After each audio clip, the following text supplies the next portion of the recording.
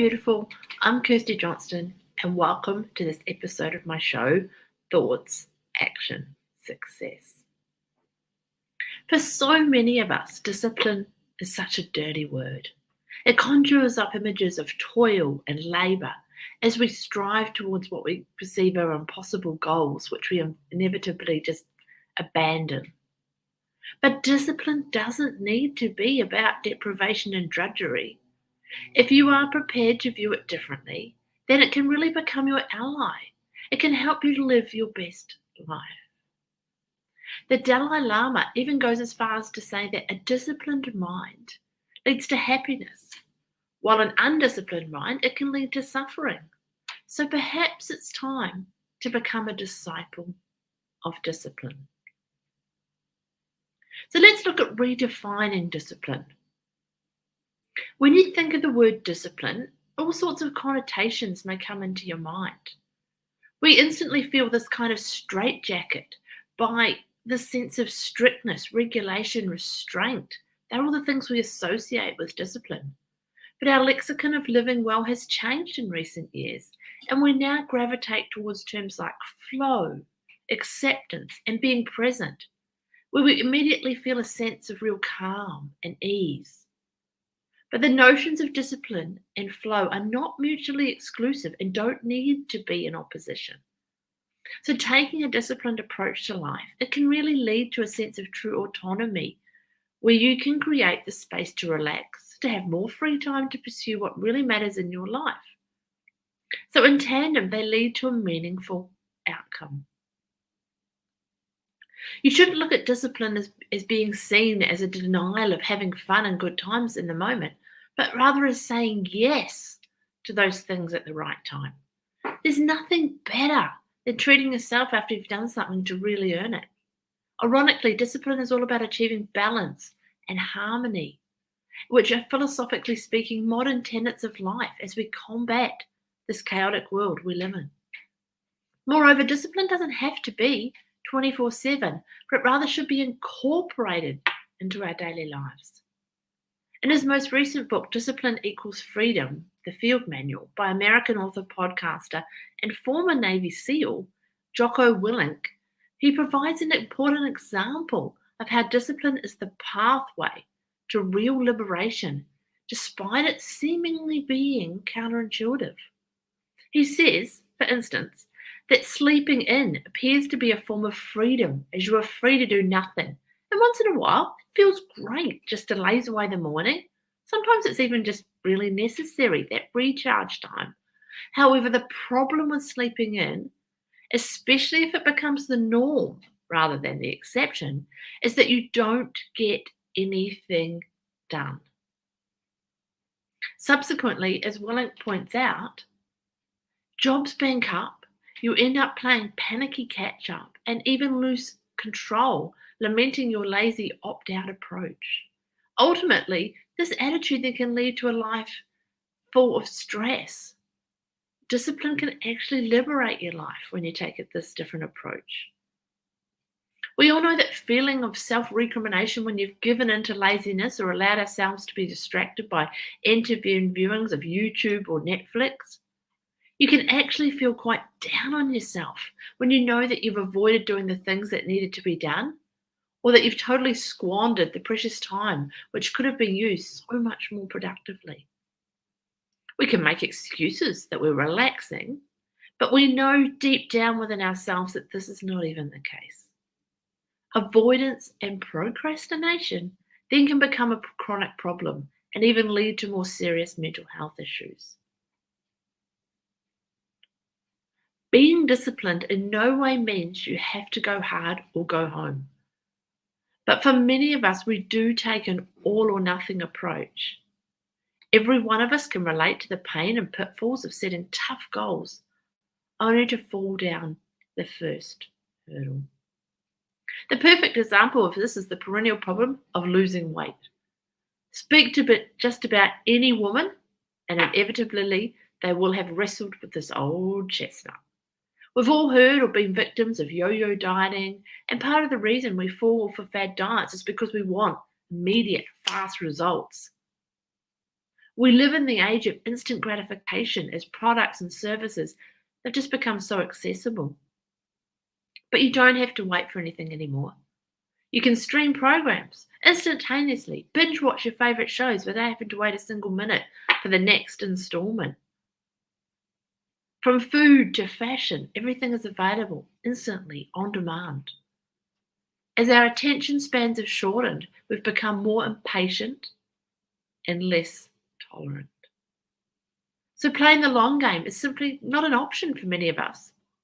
But for those who are prepared to do the hard yards, albeit in small, bite-sized chunks, results are forthcoming, and they tend to be permanent.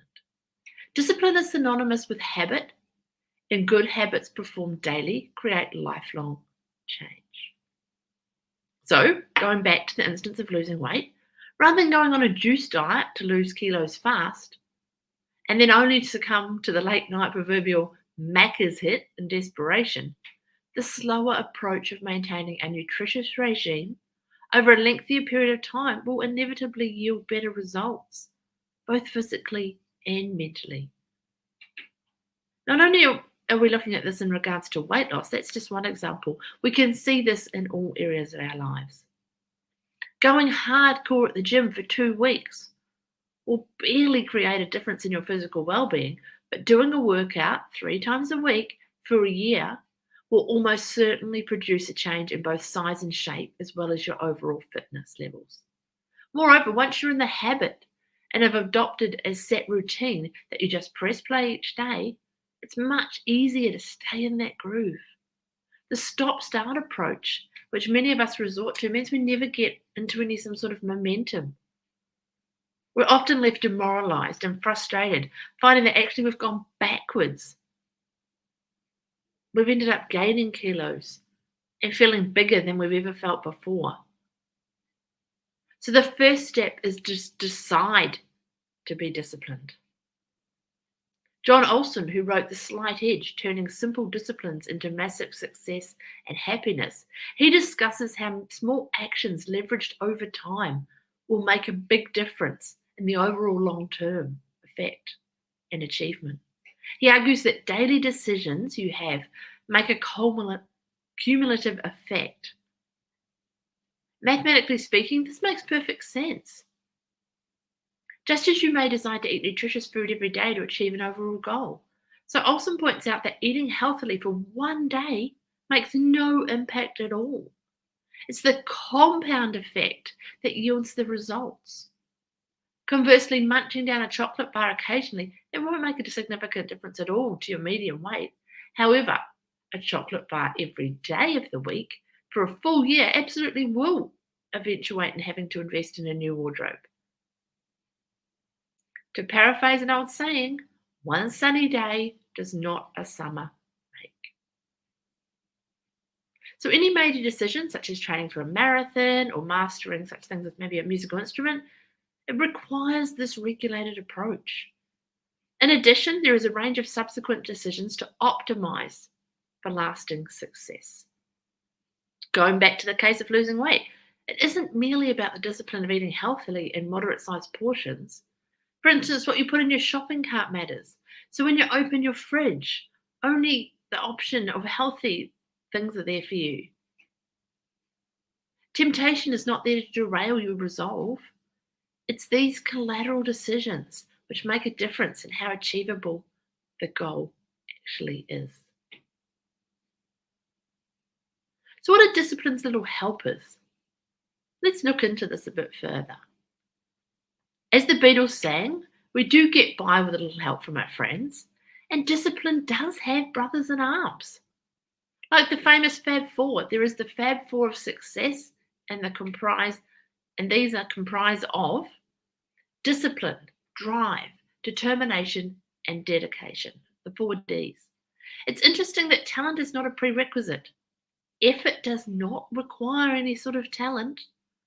When you see amazing sports people, you marvel at their incredible talent.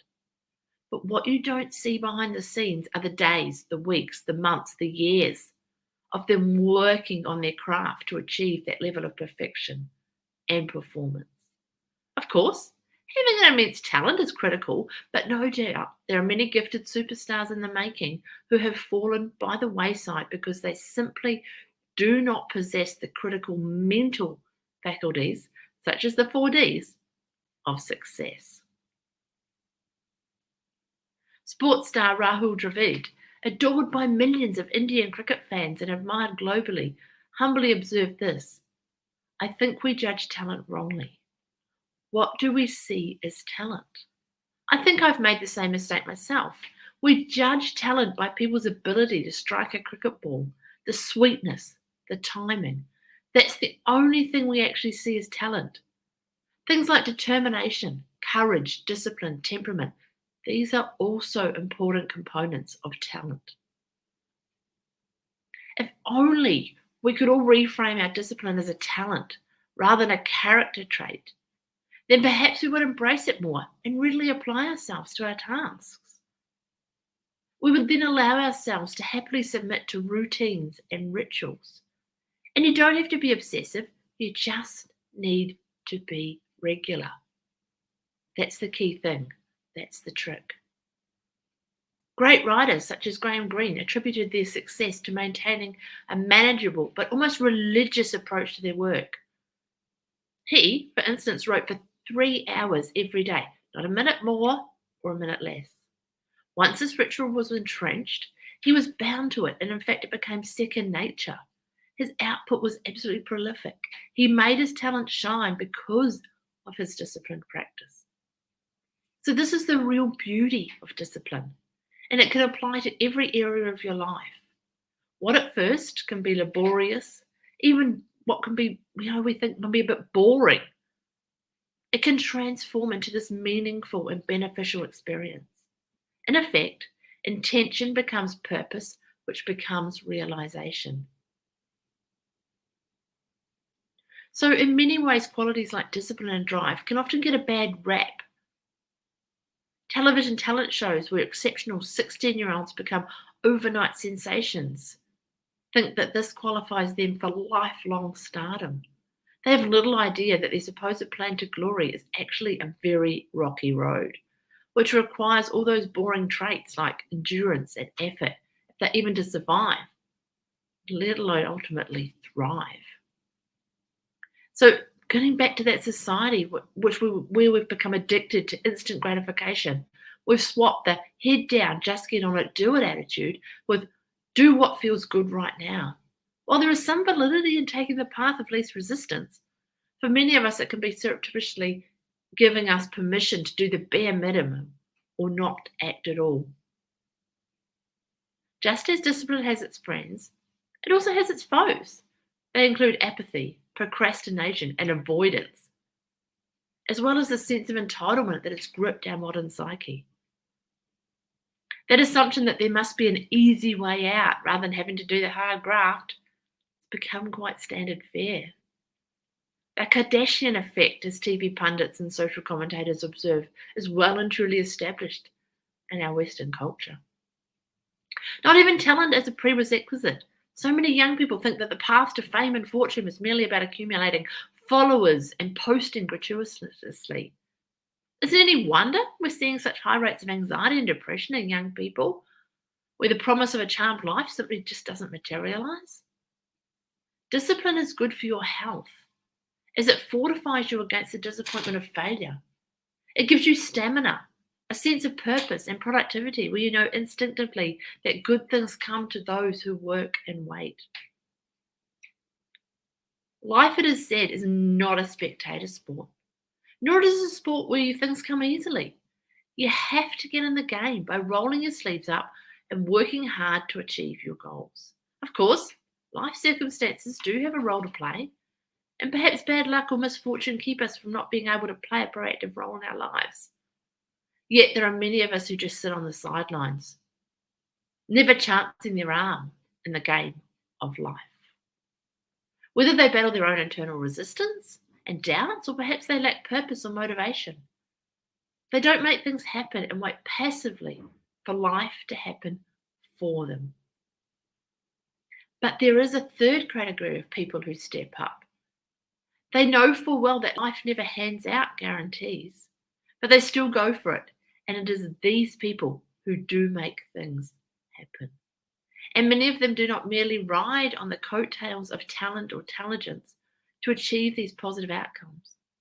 They work toward a goal or are strongly guided by a purpose, and they pursue it with vigor, organizational skills, and of course, discipline. And the more they persevere, the more they cultivate and hone their skills, making them even more formidable and focused. And the secret here is that any one of us can do this. All you have to do is decide to be disciplined. And oh, the places you will go once you make this decision. Do you remember being read to, or even reading possibly to your own children, that wonderful tale by Dr. Seuss? Oh, the places you'll go. Maybe it's time to revisit it if you haven't read it before or haven't read it for a while. Because in actual fact, this story really isn't for kids, but a philosophical parable that many adults should revisit, especially when we've lost our way. Don't let its whimsical tone belie its profundity. At its heart, it reminds us that life is for living, so don't abandon yourself to merely exist. Congratulations! Today is your day. You're off to great places. You're off and away. You have brains in your head. You have feet in your shoes. You can steer yourself any direction you choose. You're on your own, and you know what you know, and you are the guy who'll decide where to go. So throughout the story, the author tells you that you will meet those that are just waiting for life to happen, and as a result, they let life pass them by. He also warns us that there will be pitfalls, there'll be scary moments, and people will seek to derail you. He even talks about loneliness, saying being alone will be something you'll be quite a lot. But don't get deterred, because success and adventure awaits. This story implores you to chase down your dreams. If you want to write that book or lose those holiday kilos, you have to find that determination and that mental rigor to get up and do it once and then again and over again until you get to the places you want to go. Becoming a disciple of discipline isn't as bad as you think once you get the ball rolling. Remember, success does not come to those that wait, but those who act, and who act now. As the doc says, kid, you'll move mountains. Today is your day. The mountain is waiting, so get on your way. Speaking of getting on your way, do you want to work with me to develop your own personal goal plan, this roadmap to help you on your journey to get from where you are now to where you want to be? Or maybe you just need some help getting the clarity of what this roadmap even looks like for you. Or maybe it's the accountability that you need to stay on the path to achieve your goals. Then why don't you join me for a free roadmap planning session where I will be your GPS and help you plan your journey. If you're already on your journey, I can help you navigate those humps in the road that are trying to disrupt you on your journey. Just like when we travel, we go to a travel agent to get help planning our holiday. So why don't you take the same time to review and consider your own personal roadmap, your own personal journey, your own travel, your own path? If this sounds like something that you would like to do or want to find out more, then head over to my website, KirstieJohnston.com. Click on the link to plan your roadmap and my calendar will come up so you can book in your free roadmap planning session. I look forward to being your GPS and your tour guide on your own personal road trip.